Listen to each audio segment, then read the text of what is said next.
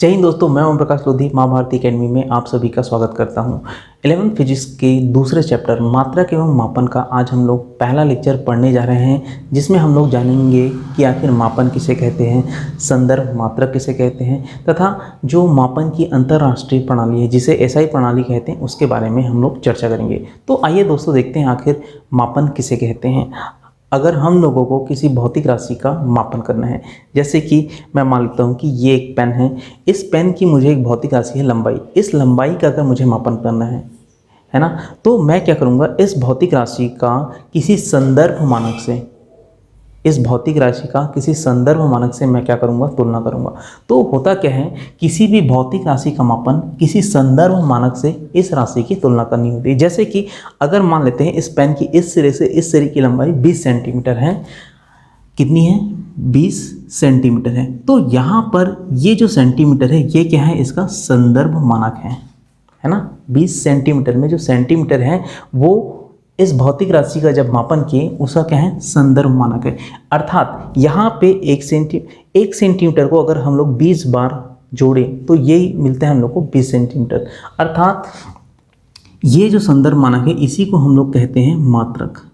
ठीक है, इस संदर्भ मानक को ही हम लोग क्या कहते हैं, मात्रक कहते हैं। तो यहाँ पर 20 इसकी क्या है, लंबाई है, और इसका मात्रक क्या हो जाएगा, सेंटीमीटर। तो इस तरह से इस पेन की जो लंबाई होगी वो कितनी होगी, 20 सेंटीमीटर। तो अगर यहाँ पे बोलूँगी कोई भी भौतिक राशि हो, जैसे इसी पेन की दूसरी भौतिक राशि है द्रव्यमान। अगर मैं द्रव्यमान की बात करता हूँ और मान लेता हूँ इस पेन का जो द्रव्यमान है वो कितना है, 100 ग्राम है ना, 100 ग्राम है। तो यहाँ पर ये जो ग्राम है ये क्या है, संदर्भ मानक है ना। ये जो ग्राम है वो क्या है, संदर्भ मानक है। और ये 1 ग्राम कितनी बार आया है, 100 बार आया है। तो इस पेन का जो द्रव्यमान है वो कितना होगा, 100 ग्राम होगा।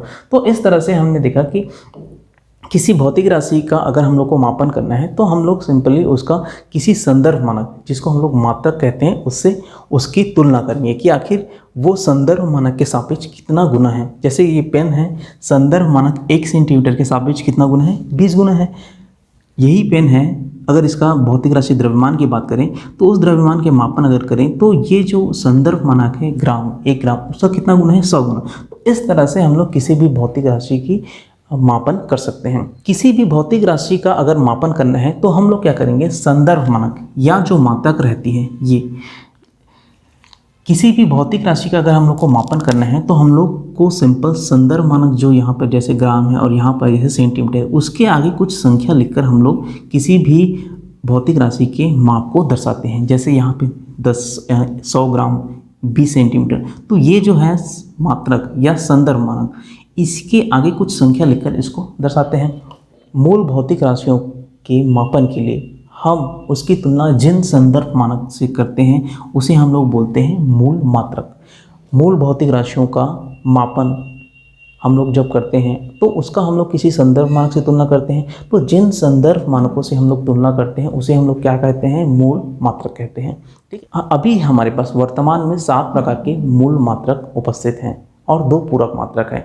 अच्छा, अगर यहाँ पे बात करें भौतिक राशियों के मात्रकों की, तो भौतिक राशि बहुत सारी अनंत हैं। तो उन राशियों का अगर हम लोग को मापन करना है तो हम लोग मूल राशियों के आधार पर उनका मापन करेंगे। जब हम लोग दोस्तों कुछ भौतिकी में मूल राशियाँ होती हैं, उन मूल राशियों को जब हम लोग मापन करते हैं, अर्थात जब उन भौतिक राशियों का किसी संदर्भ मानकों से तुलना करते हैं तो उन संदर्भ मानकों को हम लोग क्या कहते हैं, मूल मात्रक। अर्थात मूल राशियाँ जो होती हैं भौतिक में, भौतिकी की मूल राशियों को व्यक्त करने के लिए प्रयुक्त जो मात्रक होती हैं उनको हम लोग मूल मात्रक कहते हैं।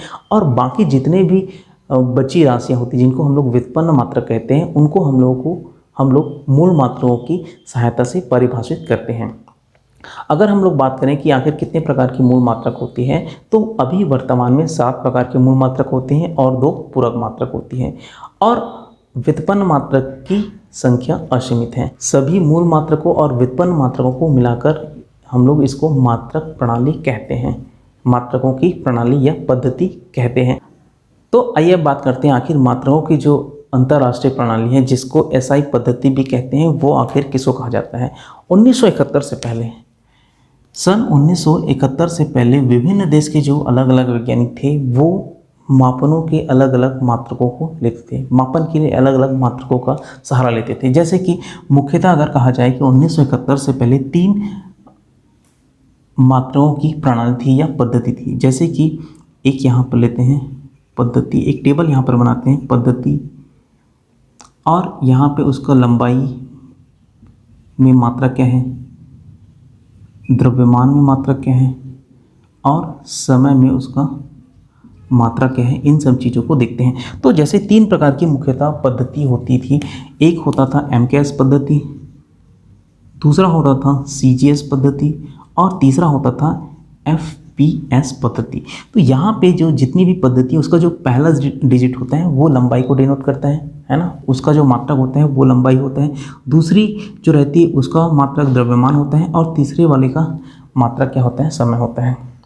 तो इस तरह से यहाँ पर पहली पद्धति MKS होती है, दूसरी CGS पद्धति होती है, तीसरी FPS पद्धति होती है। इन पद्धतियों में जो पहला जो अल्फ़ाबेट रहता है वो भौतिक राशि लंबाई को डिनोट करता है, जैसे M, C और F है। दूसरी जो भौतिक राशि है K, वो द्रव्यमान को K, G और P, और तीसरी जो भौतिक राशि S, वो क्या है, समय को डिनोट करती है।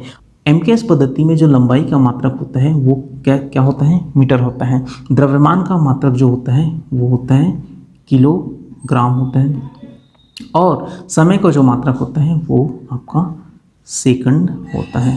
अच्छा, दूसरी पद्धति की बात करते हैं CGS पद्धति में। CGS पद्धति में जो लंबाई का मात्रक होता है वो आपका सेंटीमीटर होता है, द्रव्यमान का मात्रक ग्राम होता है, और समय का मात्रक आपका सेकंड ही होता है। ठीक है। अच्छा, तीसरी पद्धति FPS की बात करते हैं तो वहाँ पर लंबाई का जो मात्रक होता है फुट, या तो आपको फिट भी बोलते हैं, द्रव्यमान का मात्रक पाउंड, और समय का मात्रक सेकंड, तीनों में ही होता है। ठीक है। तो इस तरह से हमने देखा कि आखिर 3 पद्धतियाँ अलग अलग जो होती है, 1971 से पहले इन सभी पद्धतियों को फॉलो किया जाता था। MKS पद्धति, कोई CGS पद्धति को फॉलो करता था, कोई FPS पद्धति को फॉलो करता था। इस FPS पद्धति को ब्रिटिश पद्धति भी कहा जाता है। इस FPS पद्धति को हम लोग क्या कहते हैं, ब्रिटिश पद्धति भी कहते हैं, क्योंकि ब्रिटेन में इसका अधिकतर यूज़ होता था, है ना, क्योंकि ब्रिटेन में इसका अधिकतर यूज़ होता था। तो इस तरह से 3 पद्धतियाँ हम लोग को 1971 के पहले समझ आती थी कि कैसे अलग अलग देश के अलग अलग वैज्ञानिक, कोई MKS पद्धति को फॉलो करता था, कोई CGS पद्धति को फॉलो करता था, और कोई FPS पद्धति को फॉलो करता था।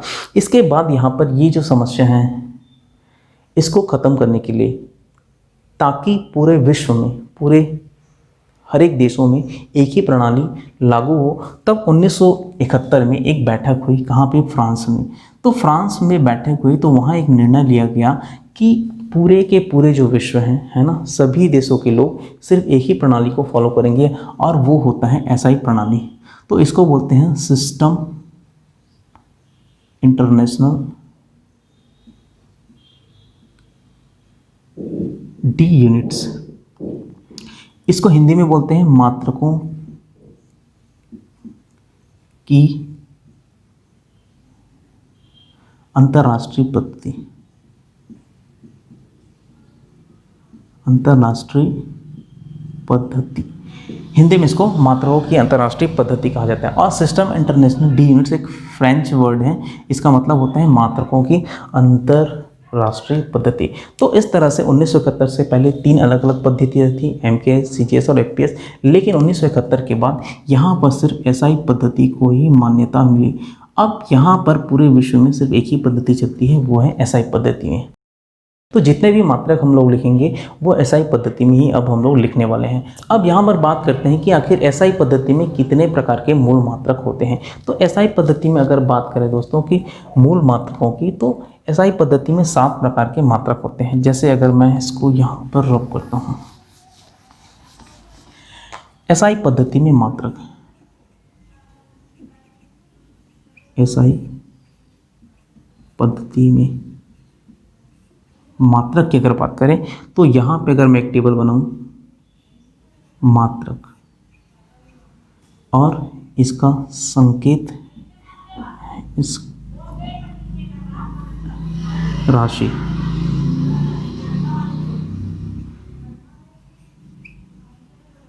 मूल राशि, इसका मात्रक और इसका संकेत, ये तीनों चीज़ यहाँ पर हम लोग पढ़ने जा रहे हैं। तो अगर यहाँ पर मैं एक टेबल बनाता हूँ जिसमें पहले वाले कॉलम में मूल राशियों को लिखते हैं, दूसरे वाले कॉलम में मात्रक को और तीसरे वाले कॉलम में इसके संकेत को। तो एसआई पद्धति में अगर बात करें कि कितने प्रकार के मूल मात्रक होते हैं, तो एसआई पद्धति में आपके 7 प्रकार के मूल मात्रक होते हैं। पहले अगर बात करें तो वो होती है लंबाई। दूसरा अगर बात करें तो होता है द्रव्यमान। तीसरा अगर बात करें तो एक मूल राशि होती है समय। चौथा अगर बात करें तो ऊष्मा गतिक ताप। पांचवा अगर बात करें तो होती है विद्युत धारा। छठवां अगर बात करें तो होती है पदार्थ की मात्रा। और सातवां अगर बात करें जो कि अंतिम मूल मात्रक है, वो है ज्योति तीव्रता। तो इस तरह से यहाँ पर 7 प्रकार की मूल राशियाँ हमको समझ आती हैं। इन सभी को मैंने यहाँ पर लिख दिया है। अब इसकी अगर संकेत की बात करें दोस्तों, लंबाई की अगर संकेत की बात करें तो लंबाई की अगर मात्रक की बात करें तो लंबाई का मात्रक जो होता है वो होता है आपका मीटर।